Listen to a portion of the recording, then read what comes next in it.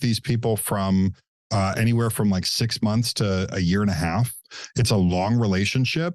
As I've grown as a person, I realize that boundaries are actually a healthy thing. One of the things I say is it's an act of love to tell someone, I can only give you my best, and this is what it takes to get it.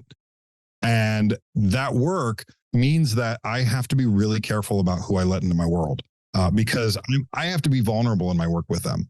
And what I've found is that so many times in business conversations, we all start with the assumptions about what the business is for, which is ultimately to maximize profits, often for an exit strategy. And that's obviously that works for so many people.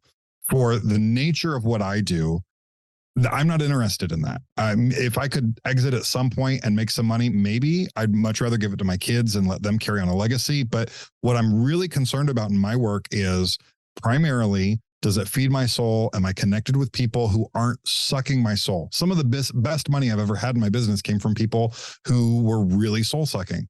And I thought that my job was to maximize income. And what do you mean by soul sucking? Explain that a little bit more in detail. So specifically in creative work, I think what that looks like is there is the type of person who goes into a barber or a hairdresser with 2 pictures and says, I want it to look like this, and won't listen to the barber go, yeah, but that person's hair is, very thick and yours is fine, or whatever it is.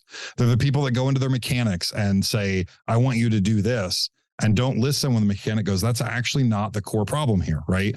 My clients, I want their input, but I also want them to recognize that I've devoted my life to this thing, to dreaming outside of the boundaries of what other people do in my creative work, which very practically looks like I start with the assumption that your wedding invitation might not even be on paper. It might be on concrete or wood or metal or something else. It might not be rectangular. It might be 3-dimensional. I dream on their behalf because that's the craft that I've developed for myself. And if they don't give me the space to do my work, have you ever read Mike Michalowicz's The Pumpkin Plan? So this guy, most people know him from his book, Profit First, but he has this book called The Pumpkin Plan, where he talks about growing your business using the metaphor of the people that grow the car-sized pumpkins, like the award-winning pumpkins. Yeah, world's largest pumpkin, all that stuff. And one of the first exercises he has in the book is basically grading your past clients, taking the last year and putting into a spreadsheet your top revenue producing clients, say top 10. And then he has several columns that you grade them on. You give them a letter grade, A through F. And they are things like, how excited are you to pick up the phone when they call? How excited are they to send referrals your way?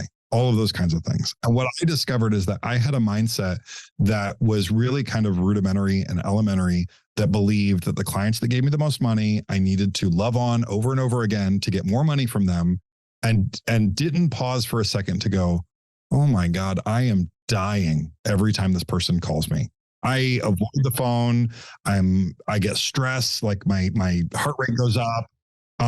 Because this isn't selling someone a product. This is getting into a relationship with someone to make something for them, to be their creative self, right? And it's not when you're working with someone who is, it's just like a romantic relationship. It can be narcissistic or abusive or any of those things. And for any of my clients that listen, I haven't had one in a very long time, because I've learned to build boundaries around these things. But it takes essentially, Seth Godin talks about shunning the non-believer. And what I realized was that for a long time, I was trying to convince people to see the world the way that I do. I've never had someone that I had to convince turn out to be a great client.